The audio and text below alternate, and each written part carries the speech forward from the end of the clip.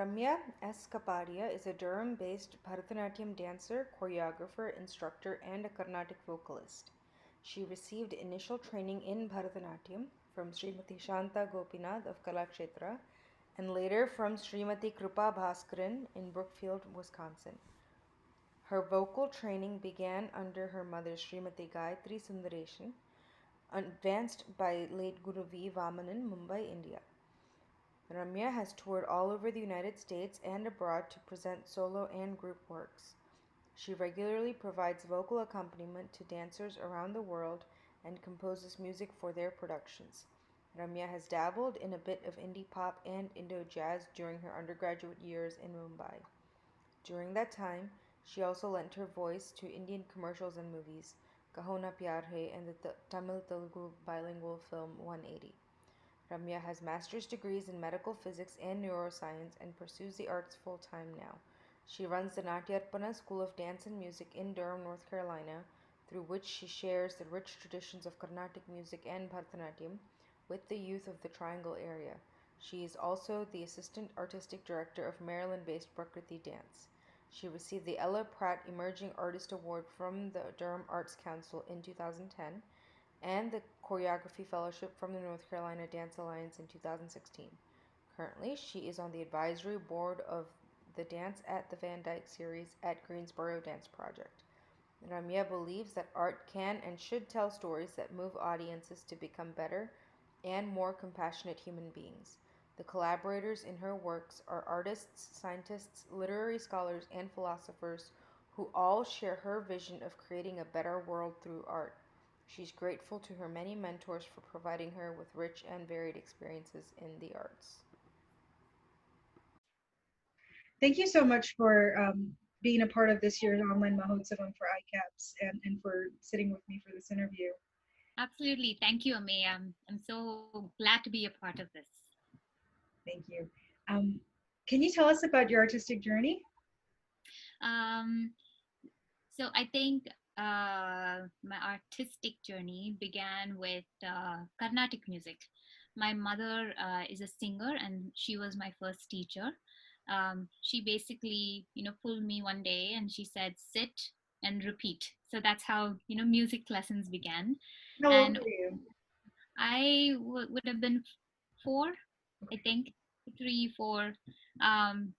But I was one of those that wanted to get everything right. And so even though, practice was not mandated and she didn't have, like a huge school or anything like that. She taught a couple of other people, but it was mainly me. And so then every day, and there was nothing else to do. We didn't have daycare or any of that, right? And no television. I was also not one of those that went out to play. So all I did was sing or read or draw something. So I did a lot of singing basically when I was a kid. And then over the years, as I grew up, I started studying under other teachers as well. And then when I was in 6th grade, we lived in this little town, I think, like a colony in the middle of Maharashtra. It was called Awarpur. And that's where I met my first dance teacher.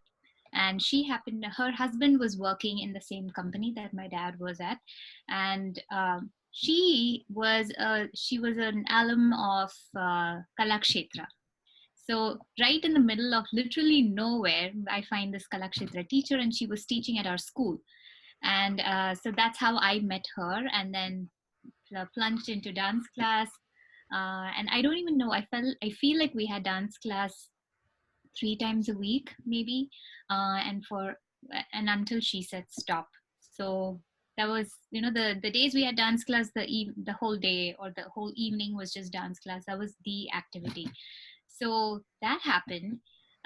We basically moved a lot in India. We moved around to a lot of places. So I didn't have that kind of continuity, but the one thing that always was continuous was music, was Carnatic music. My mother saw to that. The foray into dance when I was in 6th and 7th grade was more like okay, fine, just go dabble in it. That was her thinking. But I loved dance. I've always loved dance. And then when I was in eighth grade, we moved to Bombay. And then after that, I met uh, Dr. Jayashree Rajagopalan. She's a student of Dr. Padma Subramaniam. Uh, Jayashree Auntie's daughter Vaishnavi and we studied together in the same college. We were best friends. We are best friends, and through her, I think, on the pretext of having sleepovers, I would end up attending dance class just to watch. And then I'd sing for them. And then my mother and I started singing for them. And so that was my way of staying connected to dance. And then finally, when I moved to the US to do my master's, is when I met Krupa Bhaskaran in Wisconsin. And we met as friends in one of the Tamil Sangam type events, and we said let's work together because I had sung a song and she and her students had presented something. And then one fine day, it was uh, she'd invited Sumarti Sarmagaru to do a show in Wisconsin, and he saw me standing around because I'd gone to help sell tickets and things. And he said, "Well, you look like you can dance. Join the class." and so and so I just started doing whatever he said. He was teaching us some Tattamitta and like some Mishrada or something. So he said, do this, and I did that. And my teacher, Krupa, she was just like, how do you know how to do that? And I said, well, I've seen it, something, I don't know what I said. And then she said, well, that means you need to start coming to class. And that's how I got into dance. So then I owe all my dance, the fact that I dance today is because of Krupa, because she just said, I never thought I would do dance as much as I do now. And she was the one person that said, no, you will and you have to. Like, it was not even a question in her mind. And she was the one that made sure I had an arangetram, which is a big deal. I had my arangetram when I was 28. And then when I moved to Durham, after that, the plan was to get a job. I have a master's in medical physics and neuroscience, so the plan was to write my resume, apply, get a job. But then, fortunately, again, as fate would have it, Rama Vaidyanathan Akka, she called me and she asked if I would sing for her. And then, I had no kids or anything else at that time, so everything worked, and I started singing for Rama Akka, and then slowly the resume never got written and I just kept doing music and dance full time. So that's kind of been the trajectory of my life. That's wonderful. How, I guess, and I think you kind of touched on it right at the end, but how did it become a choice to say, you know what, I'm not even going to worry about writing that resume. I'm going to keep doing this? So I have a couple of people to thank for that, because I think when you love science and you also love the arts, it is a hard choice. I mean, it's hard to make a choice. And then I think by nature also we're the kinds of people that can never say no, which is which sometimes becomes a problem. But then for me it was always like, of course I can do it all. I want to do this and that, and it was happening, right? You find the time, you make sure that you're able to hit the deadlines and do all of that. And then I guess there was a time when um, I didn't think that I could make it. I didn't think that I was good enough to do music and dance full time, or what that would require. At the back of your mind, all everything that you've heard growing up also plays. The money factor, the financial factor. You can be making so many, 100 whatever k, hundreds of Ks per year if you continue on down the science path. But as an artist, we all know you don't, right? So I think at the back of my mind, subconsciously, all of that was working. But then a very good friend of mine, Embar Kannan, was there at that point, and he said, well, art is something that doesn't come to everybody, and not everybody has the passion to pursue it, or the dedication and everything that comes with it. And you should do it. Why not? And for some reason, I just hung on to that, to his words. And at the same time, again, with Ramaka's kind of uh, yes, come and sing with me. And I was just completely in awe of her, right? Every rehearsal, I would just sit and be mesmerized. And then thankfully, something came, some singing thing happened. But like all of that, I think uh, gave me a little more confidence. It also made me work harder, right? Because I was put into that situation, I had to measure up. So I was able to spend the time to work on the music or the dance. And then after that, actually, what the other main factor was, there was just no time. We were on tour, uh, and I think it's a good thing that all of these happened at the same time, because if it hadn't, I would not have had the courage or anything to say no, I will do music and dance full time. But once it happened, I'm really glad I did. Yeah, I think it's when you have the opportunity, take it, because if otherwise, you know. Yes. And I mean, and yeah, it's almost like, I think you just take the plunge. You never know how it's going to happen, but or how it's going to work out. So thankfully everything worked out. But I also think, I truly believe that even if it is hard, whatever field it is, uh, if you really love what you do, somehow, even with all the stresses and obstacles and things, you find a way. There's somewhere things fall into place. Maybe not immediately, but somewhere down the line it falls into place. So thankfully everything did. Absolutely. What advice do you have for students of music or dance, who are middle school, high school? Um, they've been learning it for a number of years and now they're looking at colleges. Um, In terms of keeping it up, you mean? and I think, how to keep it up or whether to keep it up or what, how to figure out what role it has as part of. I think you kind of gave away the answer. I think the most important thing is to try and figure out how music or dance benefits you.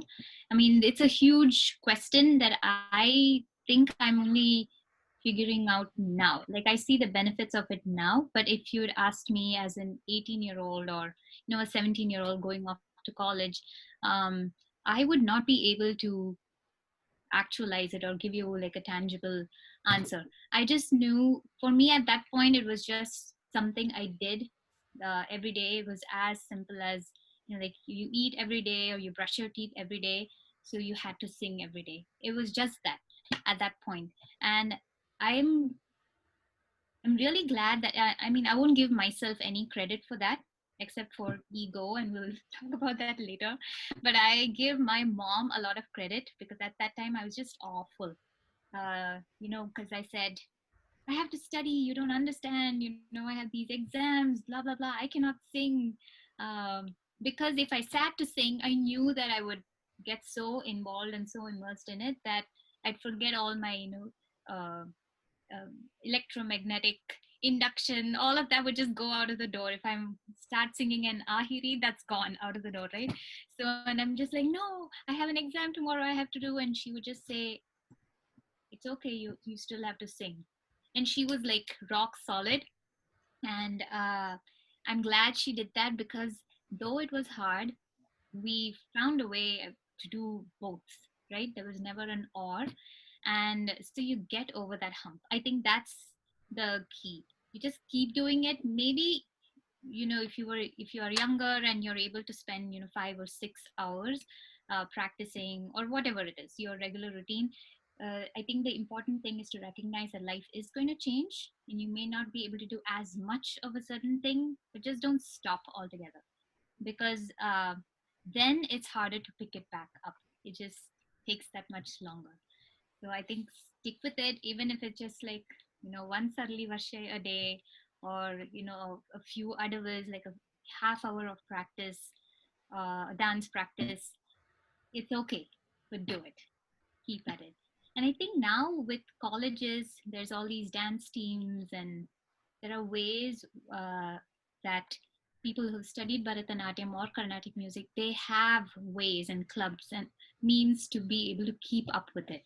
It wasn't the case earlier, and especially in India. No one cared if you sang, except if you sang Bollywood songs and you looked, you were able to do all of this on stage. Then they'd be like, "Yes, she's a great singer," blah blah blah. But you go to a temple, and put vibhuti and sing Carnatic music. Nobody cared, especially in Bombay. That was a culture, but I think more and more people are recognizing the value of the arts now. So it shouldn't be that hard. Stay with it. Yeah. Yeah, and I think hopefully with the way that things are on social media, we can find the inspiration, and that there seems to almost be kind of like a popular classical arts Uh-huh. scene in a sense, right? There's ways we can see how um, the that other people are enjoying this and loving this. It's not just us. Mm-hmm. So that was the other thing. I think um, when we studied music or dance, or we had to practice, especially back then, there was absolutely no social media. We didn't even have phones back when I was growing up, cell phones or anything. So um we never studied it or practiced it with any kind of agenda. It was not for a competition to win a prize or to be seen. We didn't have a video camera. So I mean, I have zero pictures or videos of anything I've done. And I have some certificates, and so I have those memories, but then there's no documentation of these things, right? So um, none of that feel good aspect, except for the fact that you do your best. So that was always like the bottom of it. So now I think if you do kind of practice it in with that kind of a sense, not to really have a physical gain, then it becomes easier because you're not pressured. You don't feel the pressure to put your face out there and do these things, be seen, be heard, or anything. Then it does become like a self practice, and then it stays with you. So I mean, it works both ways. Being live and doing these things, there's a certain, you have something to work towards, so that's a good thing. But at the same time, I feel it's okay. It's Yeah. okay. At the end of the day, some wise person has said that this is like an internal practice, right? So maybe this is the time to get to that internal practice, especially with the lockdown. Absolutely. Tell us about the what you have planned for the ICAPS performance. So for the ICAPS performance, I I did 3 items. One, the first one starts off as an Alaripu and goes into a Todiya Mangalam. The second one is one of my favorite pieces. It's called Kapalini Dayanidhi. I did it for my Arangetram. It was choreographed by Kripa Bhaskaran, and it's on Lord Shiva. So along with all the dancing and things, you typically associate Shiva with a lot of movements and vigor and all of that. What I like is the way she's choreographed it shows both the like all of his aspects. He's such a paradox, I feel. So so I like that piece. And then I finish with it's called Nritanjali, and I learned that from Lavanya Anand. It's kind of like a tilana, if you will. So that's what I have for ICAPS. How do you kind of decide how you put pieces together for a performance? Um, so it depends on whether it's recorded music or you have live music. That's one. That's like a huge point. And then I guess you try and pick you the pace of the different pieces matters. The subject matter matters. Is it all like two nrita nrita nrita, or are there some narrative sections? Like what do you want the arc of the show to be like? and ragam, definitely ragam, and then also sometimes language, right? So we want to do a variety of languages or stick to one or two. Uh, so I think there are some choices that you can make, and none of them is right or wrong at the end of the day. Yeah. Do you have any other projects or things like that that you're working on right now that you'd like to share? So one, as most people probably already know, I work with Kashi of Prakriti Dance a lot. So we had planned on premiering this Festival of Villains in April. It happened the first iteration of Festival of Villains happened in DC last year, and we were planning on having the the North Carolina edition this April, but it didn't happen. Yeah, I've So been planning on that so that is one uh, that is like an ongoing project, right? So we each have our solos to work on. So, and my solo is pretty dark because I have to be a villain, but then somewhere in all of that, uh, not maybe overtly, but like we try to find ways of finding empathy, or maybe we don't find any empathy, right? So I mean, that was the whole point of the festival. So that is something I've been working on my own. And then we have our Sunday company rehearsals, which have always been online because everybody in the company lives all over the country, and more so now. And then besides that, uh, any work with Kashi, right? Whether we're working on either Sangam poetry or any other kind of poetry, one of us will come up with something. Hey, I saw this, and then that'll lead to a conversation. So it's all pretty fluid. I've been attending a lot of online workshops, and that's been pretty enriching. So it exposed me or introduced me to a very, very large community of dancers. There was an Odyssey workshop series, there was a Natya Shastra music tradition workshop series, a Natya Shastra in Kathak workshop series, things like that. So it, the, this online activity has actually helped me go and invest my mind in a lot of different avenues, and also painting. uh, yes.